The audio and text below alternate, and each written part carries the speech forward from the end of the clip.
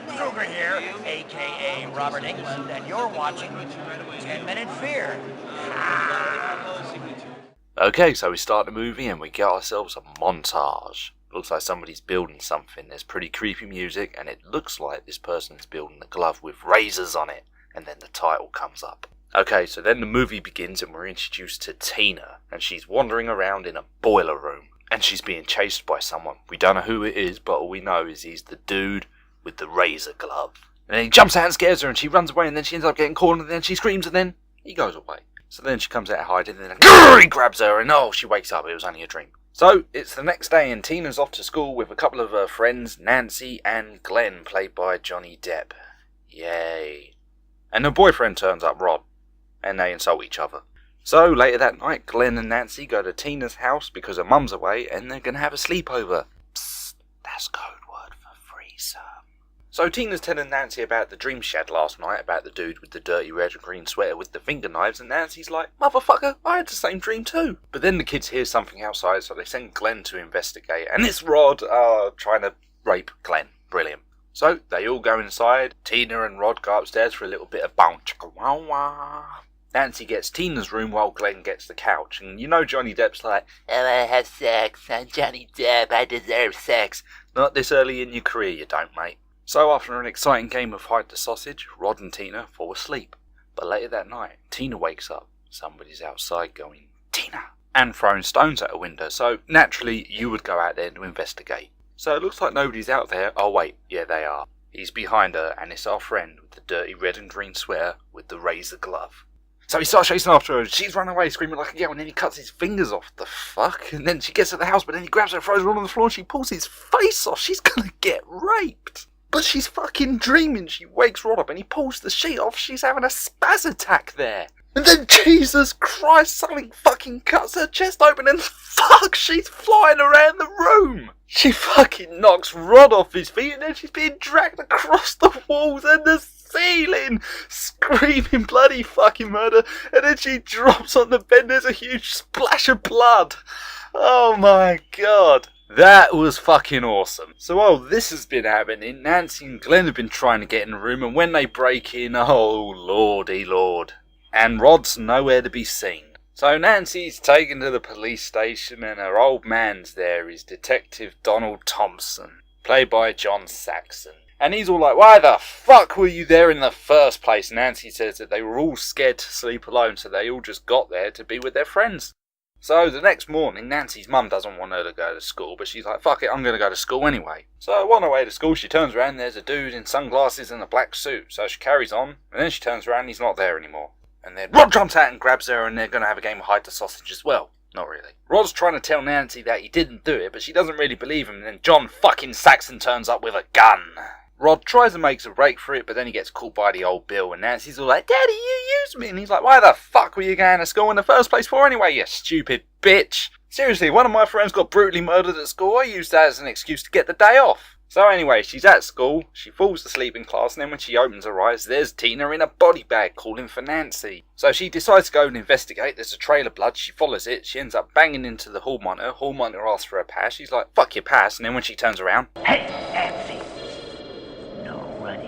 Hallway. But she doesn't pay any attention to that. She carries on following the blood and she ends up in the boiler room. And then she bumps into our friend in the dirty red and green sweater and he lifts it up and cuts his chest open and maggots fall out of it. Sweet. So he chases after her, she runs away, ends up getting cornered and he's coming towards her. So she burns her arm on a pipe and this leads to her spazzing out in class. So she gets sent home and then on her way home she notices that her arm's got a little burn mark on it. So Nancy goes and visits Rod. She wants to know what exactly happened, and he tells her that all he knows was that there were cuts happening on her body. And he tells her that it reminds her of this guy who was in his dream that had knives for fingers, and Nancy's starting to fucking get it. So she goes home, jumps into the tub, falls asleep, and holy shit, it's Jules! No, not really, it's the glove. But then she wakes up and it goes away. Yeah, it was Nancy's mum telling her not to fall asleep in the tub, because that's how people drown. She's like, fuck off, mum. And just to be a fucking rebel, she falls asleep in the tub, and then she gets pulled down underneath the water, and she's struggling, and he's trying to pull her down, but she's able to get out of the tub just in time. Whew, how scary. So she goes into her room, puts the TV on, and hey, check it out, she's watching the movie from the last episode. Glenn decides to pay her a little visit, probably wanting sex, but he ain't gonna get any. And Nancy's got this really crazy plan. She's gonna fall asleep and Glenn's gonna watch over her because in her dream world she's gonna go looking for someone. So she's running around the streets, she goes to the police station to check up on Rod, and oh look, it's our buddy with the red and green sweater, and he walks through the fucking bars. Sweet. Nancy starts banging, she's like, Rod, you fucking knobber, wake the fuck up. And he just looks up with a little pedo smile. She turns away, calling for Glenn, and then when she turns back, he's gone. Where the fuck did he go?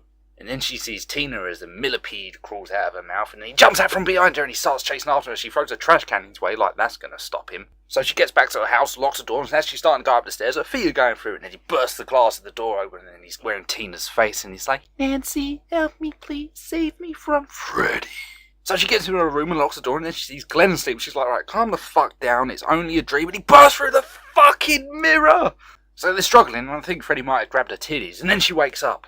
She has a go at Glenn as well for falling asleep. What a douchebag. And she knows Rod's in danger, so she and Glenn decide to go to the police station. So they gotta see him, and they're right, he is in danger. Freddy's gone back to finish what he started. He's wrapped the sheet around Rod's neck, and then when Rod wakes up, it's too late. Because Freddy's dragging him along the floor and up against the wall, and he hangs him from the iron bars, and his neck snaps, he chokes to death, and they're too late to save him. So everyone attends Rod's funeral, and after that, Nancy's mum decides she's going to go get Nancy some professional help because Nancy starts talking about the guy in the red and green sweater and her parents' shit bricks. So the doctor took her up to a machine which is going to monitor her dream brain waves or whatever the fuck so they can find out what the hell's wrong with her. So she falls asleep, has a dream, that turns into a nightmare, she starts spazzing out, they wake her up, she's got cuts on her arm, and then she pulls out from under the sheet Freddy's hat. So the next day, Nancy starts asking her mum that who the fuck is this that's trying to get her in her dreams. She knows his name because his name's in the hat, Freddy Krueger. She pushes her mum too far, her mum slaps her, and then she says that Freddy can't come and get her because he's dead. So she goes and hangs out with Glenn, and she's reading this book on how to set booby traps in the home. And he's like, the fuck are you reading that for? And she's like, I'm in the survival. She doesn't really get a chance to use any of that shit though, because she goes home and her mum's put bars up on all the windows and shit. She's gone batshit insane. So she goes in and it's like, Mum, what the fuck's going on? And the mum's like, look, just meet me down in the fucking cellar. So they go in and her mum tells her the story of Freddy Krueger, who was a child killer who killed a bunch of kids in the neighbourhood. And all the parents got pissed off and burned him alive. And she's even got his glove. So Nancy phones up Glenn. She's like, look, I've got this brilliant idea. I need you to come over here, blah, blah, blah, blah, blah. And Glenn's alright, yeah, sure, not a problem. But he ends up falling asleep. So she tries ringing him, she can't get through. But then the phone rings. She picks it up and then she hears... She rips the phone out of the wall and then she's going to go over to Glenn's house, but then the phone rings. And it's unplugged. So she goes over, picks it up, and then she hears, I'm your boyfriend now, Nancy. And it kisses her! So she runs downstairs, but the house is entirely locked and her mum won't give her the keys. And then we go back to Glenn, and he gets pulled into the bed, and his bed has the biggest period in history. So Nancy's like, right, fuck this, I'm going to go B.A. Baracus on this house, and she starts putting up all these homemade booby trap devices throughout the house. Puts her mum to sleep, and then she sets this little alarm on her watch, and then she goes to sleep, she's going to fuck Freddy's shit up. So she's in the dream world, she's looking for him, and she eventually finds him, and there's a big old chase.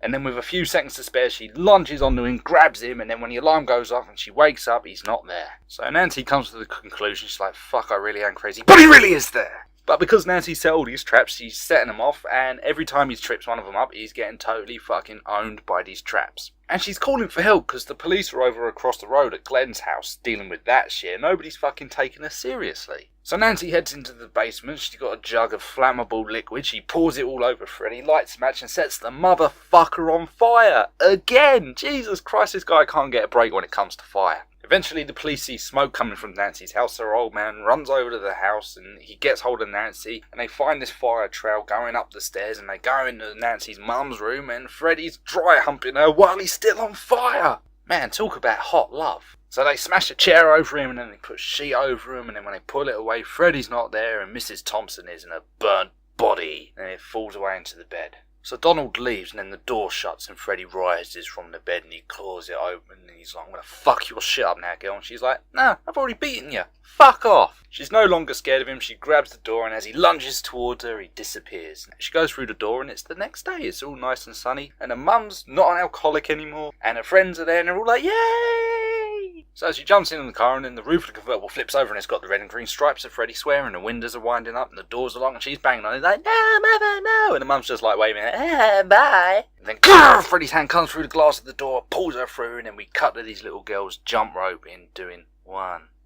2, Freddy's coming for you. 3, 4, better lock your door. And that was pretty much A Nightmare on Elm Street.